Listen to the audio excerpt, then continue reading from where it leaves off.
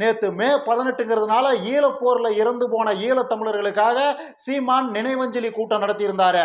என் புருஷனும் கச்சேரிக்கு தான் போறாங்கிற மாதிரி வருஷம் சீமான் இந்த நினைவஞ்சலி கூட்டத்தை நடத்திக்கிட்டே தான் இருக்கிறாரு. எதுக்குன்னு தான் யாருக்கும் தெரியல. ஏன்னா ஈழத்துக்கும் சீமானுக்கும் என்ன சம்பந்தம்? சீமானோட ஈழ பாசம்ங்கிறது உண்மையா இருந்தா, சீமான் சொல்ற ஈழத்து கதைகள்லாம் உண்மையா இருந்தா, இந்த நினைவஞ்சலி கூட்டத்துல சீமானோட பேரையும் சேர்த்து தான் இருக்கணும். ஏன்னா பிரபாகரன் இறந்து போயிட்டாருங்கிற செய்தி வந்த உடனே சீமான் இங்க இதயம் வெடிச்சு செத்து போயிருக்கணும். ஆனா அப்படி ஒன்றும் நடக்கல.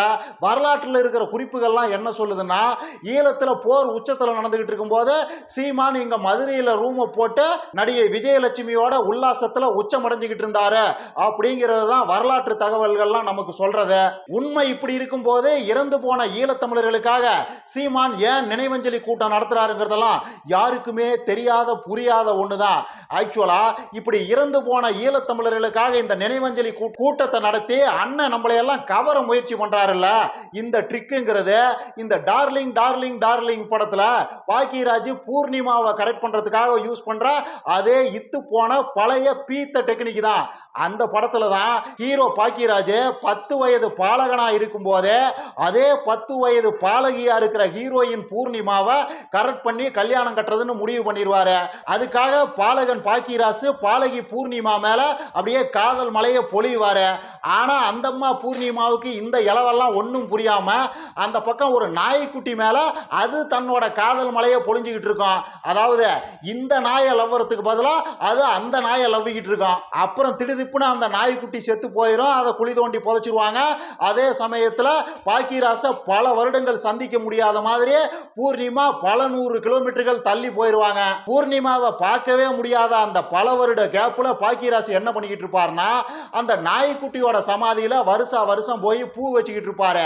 அப்புறம் பல ஆண்டுகள் கழிச்சு பூர்ணிமா அந்த ஊருக்கு திரும்பி வரும். அப்ப அந்த அம்மாவை நேரம் அந்த சமாதிக்கு கூட்டிட்டு போய் தன் காதலோட வீரியத்தையும் ஆழத்தையும் அவ்வளவு அழகா எடுத்துரைச்சு அந்த அம்மாவை கரெக்ட் பண்ண முயற்சி பண்ணுவாரு. உன்னோட நாய் சமாதிக்கு தொடர்ந்து 10 வருஷமா பூ வச்சுக்கிட்டு இருக்கிற இந்த நாயோட காதலை புரிஞ்சுக்க மாட்டியா பூர்ணிமா அப்படின்னு அழுது புலம்புவாரு, கண்ணீர் விட்டு கதறுவாரு. அப்புறமா சில பிளிரல்கள், சில உருமல்கள், சில குமுறல்கள், சில திமிரல்கள்னு பல கட்டங்களை தாண்டி பல இன்னல்களையும் இடையூறுகளையும் தாண்டி ஒரு மாதிரி பாக்கியராஜுக்கு பூர்ணிமா செட் ஆயிரும். இந்த கதையை அப்படியே சீமானுக்கு பொறுத்துனீங்கன்னா, சீமான் ஒவ்வொரு வருஷமும் ஈழத்தமிழர்களுக்காக நினைவஞ்சலி செலுத்தி நம்மளை எல்லாம் கவர்றதுக்கு முயற்சி பண்றாரு. இந்த சமயத்துல சீமானுக்கு நான் ஒரு விஷயத்தை சொல்லிக்கிறேன். ஹலோ மிஸ்டர் சீமான், நீங்க நினைவஞ்சலி செலுத்தினாலும் சரி, நினைவு மண்டபம் கட்டினாலும் சரி, நினைவு சின்ன வச்சாலும் சரி, என்ன கூந்தலை பண்ணாலும் சரி, உங்ககிட்ட நாங்கெல்லாம் ஏமாற மாட்டோம். பூர்ணிமா பாக்கியராஜுக்கு கரெக்டான மாதிரியெல்லாம் உங்ககிட்ட நாங்க கரெக்ட் ஆக மாட்டோம். நீங்க நினைக்கிறதெல்லாம் என்னைக்கும் நடக்கவே நடக்காது.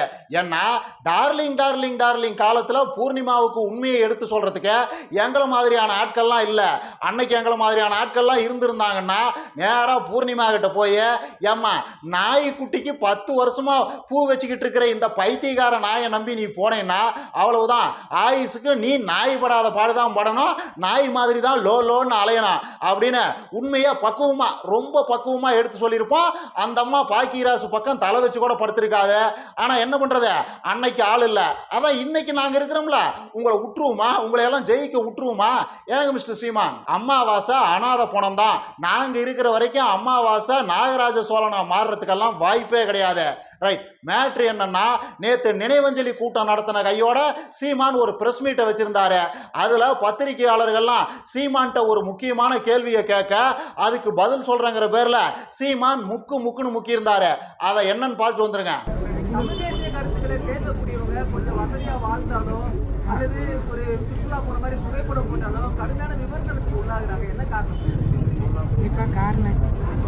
என் தங்கச்சிக்கு ஒரு காருக்கு பக்கத்தில் நின்றுட்டா, அவளை படாத பாடு படுத்துறாங்க.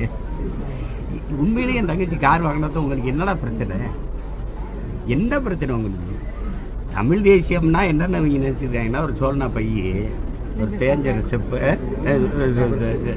ரப்பர் செருப்பு, அப்படியே ஒரு அப்படி வச்சுக்கிட்டு அப்படியே பிச்சைக்கார மாதிரி இருக்கணும்னு நினைக்கிறேன். ஏன்னா வந்த நாய் கண்ட நாயெல்லாம் ஓடியாக கொள்ளையடிச்சு வாழும்போது சொந்த மண்ணின் பிள்ளைய நாங்கள் வாழ்றது என்னடா உங்களுக்கு பிரச்சனை? நாங்கள் கார் வச்சுக்கிறது பொறாமையாக இருக்கா? அதுக்காகவே கார் வைப்போம். நாங்கள் நல்ல சட்டை போடுறது. சீமான் பாருங்க சட்டை பிராண்டா போடுறேன். அதுக்காக போடுறேன்டா. அதுக்காக என் தங்கச்சி ஒரு கார் பக்கத்தில் போய் நின்ட்டாப்பா, அவ்வளவுதான். அதுக்காக அவளை இவனுங்கெல்லாம் போட்டு படுத்துற பாடு இருக்குதே. அவ கார் பக்கத்தில் போய் நின்னா உங்களுக்கு என்னடா, அவ கார் வாங்கி ஓட்டினாதான் உங்களுக்கு என்னடா அப்படின்னு அண்ணன் ரொம்ப உக்கிரமா ரொம்ப உரிமையோட கோவப்படுறாருல. அந்த அண்ணன்கிட்ட நான் கேட்குறேன், ஏண்டா காலங்காலமா தமிழர்கள் காட்டை காத்துக்கிட்டே தான் கிடந்தாங்க. விவசாயம் வயல்வெளிகள் காடுன்னு அதுக்குள்ளேயே தான் சுத்திக்கிட்டு இருந்தாங்க. கை கெட்டுறது வாய் கெட்டல அப்படின்னு நாய்படாத பாடு தான் பட்டுக்கிட்டு இருந்தாங்க. வயிற்றுக்கும் வாய்க்கும் தான் போராடிக்கிட்டு இருந்தாங்க. ஆல்மோஸ்ட் அத்தனை தமிழர்களோட நிலைமையும் காலங்காலமா இப்படிதான் இருந்தது. அப்படி ரொம்ப கஷ்டப்பட்டுக்கிட்டு இருந்த தமிழர்கள்லாம் இப்ப கொஞ்ச நாளாக தான் படிக்கிறாங்க, வெளியில வர்றாங்க, வேற வேற வேலைகளை பார்க்குறாங்க, வேற வேற பிசினஸ்களை பண்றாங்க, இன்னும் என்னென்னமோ பண்ணி கொஞ்சம் வசதி ஆகுறாங்க. அதுல கொஞ்சம் பேர் கார்லாம் வாங்கி வசதி வாய்ப்புகளோட இருக்கிறாங்க. அதுல உனக்கு என்னடா பிரச்சனை, உனக்கேண்டா எரியுது? தமிழன்னாவே அவன் விவசாயம் தான் பண்ணணும், ஆடு மாடு தான் மேய்க்கணும், ஆட்டு புழுக்க தான் அல்லணும். நான் ஆட்சிக்கு வந்தேன்னா அத்தனை பேரையும் ஆட்டு புழுக்க அல்ல வைப்பேன், மறுபடியும் காட்டுக்குள்ளேயே கொண்டு போய் தள்ளுவேன் அப்படின்லாம் என்ன கூந்தல்கடா பேசிட்டு இருக்கிற? உனக்கு எங்கடா எரியுது? உனக்கு எங்கடா பிரச்சனை? இதுல அண்ணனை வாடா போடான்னு பேச வேண்டிய அவசியம் எங்கிருந்து வருதுன்னா, அவரு நம்மளையெல்லாம் வாடா போடான்னு தானே பேசுறாரு. உங்களுக்கு எல்லாம் என்னடா பிரச்சனை, எதுக்குடா எகிர்றீங்க அப்படின்னு தானே கேட்கிறாரு. அதனாலதான் நானும் கேட்கிறேன், உனக்கு என்னடா பிரச்சனை? தமிழர்கள் கார் வாங்குறதுல உனக்கு என்ன பிரச்சனை? தமிழர்கள் படிக்கிறதுல உனக்கு என்ன பிரச்சனை? தமிழர்கள் வசதியாகவும் சொகுசாகவும் வாழ்றதுல உனக்கு என்னடா பிரச்சனை? விளக்கென்ன? தமிழனுக்கு கோவணத்தை கட்டிக்கிட்டு விவசாயம் பண்றதுதான் குலத்தொழில்னு பேசி எதுக்குடா ஊரை ஏமாத்திக்கிட்டு தெரியுற? அதே மாதிரி சீமான் இந்த பிரஸ் மீட்ல பேசின இன்னொரு விஷயம் ரொம்ப இன்ட்ரெஸ்டிங்கானது.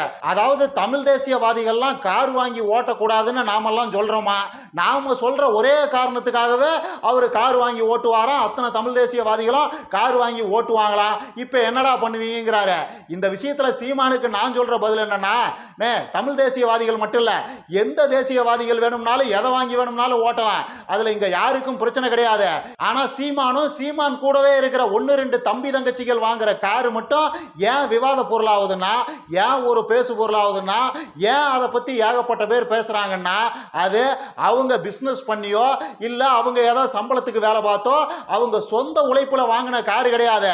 அது திரள் நிதிய ஆட்டையை போட்டு வாங்கின காருங்கிறதுனாலதான் சீமானும் சீமான் தம்பி தங்கச்சிகள் வாங்குற காரும் இல்ல இன்னபிற விஷயங்களும் பெரிய பேசு பொருளாவது.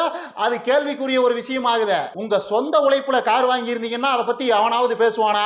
நீங்க எல்லாம் ஆக்சுவலா எப்படி கார் வாங்குறீங்க? சென்னையில மழை வெள்ளத்தால மக்கள் பாதிக்கப்பட்டிருந்தா அந்த மக்களுக்கு உதவுறான், அதுக்காக திரள் நிதி கொடுங்கன்னு அப்பாவி தம்பிகள்ட்ட எல்லாம் ஆட்டையை போட்டு அதுல உங்களுக்கு கார் வாங்கிக்கிறீங்க. அதே மாதிரி காவிரி நதிநீர் உரிமைக்காக செத்து போன விக்னேஷுக்கு மணிமண்டபம் கட்டுறேன்னு அதுக்கு வசூலை போட்டு அந்த காசுல கார் வாங்குறீங்க. அந்த விக்னேஷோட அம்மாவுக்கு கண் ஆபரேஷன் பண்றேன்னு கலெக்ஷனை போட்டு அந்த காசுல கார் வாங்குறீங்க. இதுல சீமான் பண்ற இன்னொரு பெரிய அயோக்கியத்தனம் என்னன்னா, சீமான் கார் வாங்குறதுக்காக கலெக்ஷனை போடுற இன்னொரு மெத்தட் என்னன்னா, தமிழ்நாட்டில் தமிழர்களோட உரிமை சார்ந்த பிரச்சனைகள் வருது, தமிழ்நாட்டில் தமிழர்களோட உரிமை சார்ந்த பிரச்சனைகளுக்காக போராட்டம் வருதுன்னு வைங்க, அது அரசு ஊழியர்கள் போராட்டமா இருக்கட்டும், மருத்துவர்கள் போராட்டமா இருக்கட்டும், ஆசிரியர்கள் போராட்டமா இருக்கட்டும், இல்ல எண்ணூர்ல கடல்ல எண்ணெய் கலந்த பிரச்சனையா இருக்கட்டும், இல்ல ஆக்கிரமிப்புகளை அகற்றம்ங்கிற பேர்ல ஏலபாளைகளை எல்லாம் அவங்களோட குடியிருப்புகள்ல இருந்து அடிச்சு விரட்டுற பிரச்சனையா இருக்கட்டும், இந்த மாதிரி அடிப்படை வாழ்வியல் சார்ந்த எந்த பிரச்சனையா இருக்கட்டும், தமிழர்களுடைய அடிப்படை உரிமை சார்ந்த எந்த பிரச்சனையா இருக்கட்டும், அந்த மக்கள் நடத்துற எந்த பிரச்சனையா வேணும்னாலும் இருக்கட்டும், இந்த மாதிரி பிரச்சனைகளை எல்லாம் நீர்த்து போக செய்யறதும் ஆட்டையை களைச்சு விடுற வேலையை சீமான் ரொம்ப நாளா செஞ்சுக்கிட்டு இருக்கிறாரு. அதாவது இந்த மாதிரி மக்கள் பிரச்சனை எது வந்தாலும் உடனே இவர் போயிட வேண்டியது, அங்க வேற எவனும் போகாத மாதிரி பார்த்துக்க வேண்டியது, அங்க மைக்க பிடிச்சிக்கிட்டு அநியாயம் அக்கிரமம்னு ஒரு 2 நாளைக்கு கூவ வேண்டியது, அப்புறம் அந்த பிரச்சனையை நீர்த்து போக செய்ய வேண்டியது. மக்களுக்கு அந்த பிரச்சனை மேல இருக்கிற கவனத்தையே சீமான் 1-2 நாள்ல திசை திருப்பி விட்டுருவாப்ல, மெல்ல ஒரு வாரத்துக்குள்ள ஆட்டையை களைச்சு விட்டுருவாப்ல. அப்படி ஒரு பிரச்சனை நடந்ததாவோ அந்த மக்கள் ஒரு போராட்டம் நடத்தினதாவோ ஒரு வாரத்துக்கு அப்புறமா யாருக்குமே தெரியாது. இந்த ஈன வேலையை தான் சீமான் ரொம்ப நாளா செஞ்சுக்கிட்டு இருக்கிறாரு. இதுல இந்த மாதிரியான மக்கள் போராட்டங்கள்லாம் நீர்த்து போனா யாருக்கு லாபமோ அவங்க கிட்ட இருந்து காசை வாங்கிக்க வேண்டியது, அதுல கார் வாங்க வேண்டியது இந்த ஈனப்பய சீமான். இதுல என்ன ஒளிச்சு மறைச்சு பேசிக்கிட்டு மக்களோட உரிமை சார்ந்த போராட்டங்கள்லாம் நீர்த்து போனா, மக்களோட உரிமை சார்ந்த போராட்டங்கள்லாம் நடக்க விடாம ஆட்டையை கலைச்சா யாருக்கு லாபம்? ஆள்ற அரசுக்கு தான் லாபம். ஆள்ற அரசு கிட்ட காசை வாங்கிட்டு மக்களோட உரிமை சார்ந்த பிரச்சனைகள் எல்லாம் போராட்டம் நடத்த விடாம தடுத்து ஆட்டையை கலைச்சு விடுற வேலையை தான் இந்த ஈன சீமான் ரொம்ப நாளா செஞ்சுக்கிட்டு இருக்கிறாரு. கடந்த 15 வருஷத்துல சீமான் கலந்துகிட்ட எந்த மக்கள் போராட்டமாவது வெற்றி பெற்றிருக்குதா?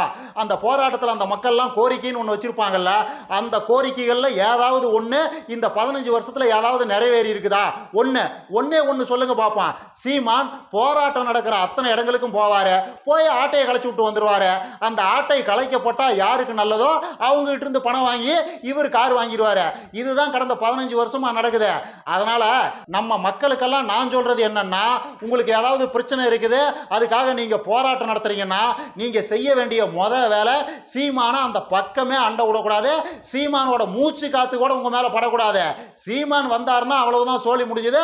ஆட்டையை கலைச்சிடுவாரு, உங்க பிரச்சனை தீர போறதும் இல்ல, ஒரு கூந்தலும் இல்ல. அவரு புதுசா கார் வாங்குவாரு, அவ்வளவுதான். மற்றபடி நாம் தமிழர் கட்சியோட திரள் நிதிங்கிறது திருடுறதுக்காக தான், திருடி சீமான் கார் வாங்குறதுக்காக தான் நாம் தமிழர் கட்சியில திரள் நிதியை வசூல் பண்றாங்க. இதையெல்லாம் எதிர்த்து எந்த கூமுட்ட தம்பியாவது கேள்வி கேட்டீங்கன்னா அவ்வளவுதான், நீங்களும் எங்களை மாதிரியே தமிழ் விரோதி ஆயிருவீங்க, தமிழின துரோகி ஆயிருவீங்க, மன்னிக்கவே முடியாத குற்றவாளி ஆயிருவீங்க. பார்த்துங்க. இன்னும் நிறைய பேசலாம். லைக் பண்ணுங்க, ஷேர் பண்ணுங்க, கமெண்ட் பண்ணுங்க, மறக்காம சப்ஸ்கிரைப் பண்ணிருங்க.